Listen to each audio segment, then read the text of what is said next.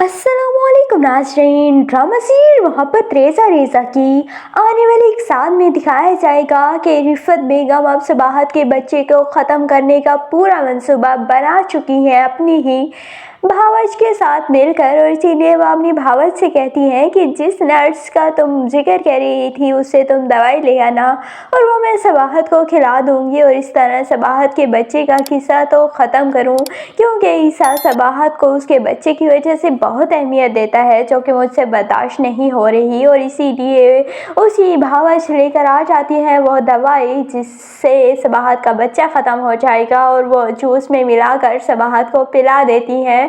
सबाहत को पहले ही अंदाज़ा है कि आंटी उसके खाने में कुछ मिलाती हैं, इसीलिए सबाहत नहीं पी रही होती, लेकिन आंटी तो सर पर ही खड़ी हो जाती हैं और जब तक सबाहत पूरा जूस ख़त्म ना करे वो वहाँ से हिलती ही नहीं है। इसीलिए सबाहत को वो जूस पीना पड़ता है, लेकिन सबाहत का दिल बिल्कुल भी नहीं चाह रहा होता। तो आंटी कहती है कि अगर इतना सोचोगी तो पियोगी कैसे, एकदम पी लो और तुम सोच क्यों रही हो। तो सबाहत बेचारी गटागट सारा पी जाती है जूस, लेकिन जूस पीने के बाद उसकी फ़ौरन सी तबीयत ख़राब हो जाएगी और उसे हॉस्पिटल लाया जाएगा। तो डॉक्टर्स कहेंगे कि उसका बच्चा अब इस दुनिया में नहीं रहा।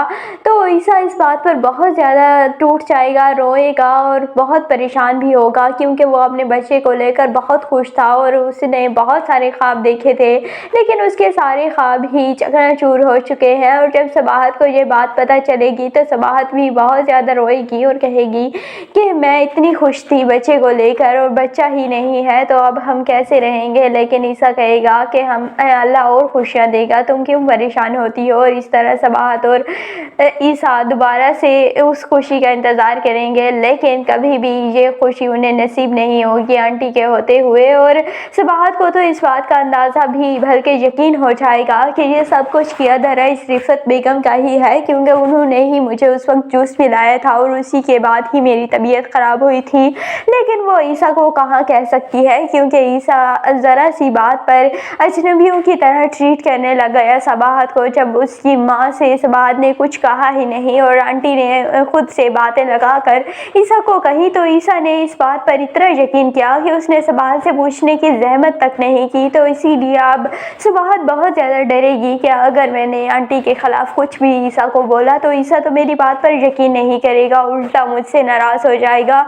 इसीलिए सबाहत अपना मुंह बंद ही रखेगी। लेकिन बाद में जब सबाहत को सारी हकीकत का अंदाज़ा होगा कि आंटी तो ईसा से भी मोहब्बत नहीं करती और वो तो ईसा को यूज़ कर रही हैं और ईसा की सारी जायदाद हड़पना चाहती हैं, तो तब सबाहत अपना मुंह खोलेगी और ईसा को सब कुछ बताएगी कि आंटी आपसे मोहब्बत नहीं करती और वो तो सिर्फ आपकी जायदाद हथियाना चाहती है।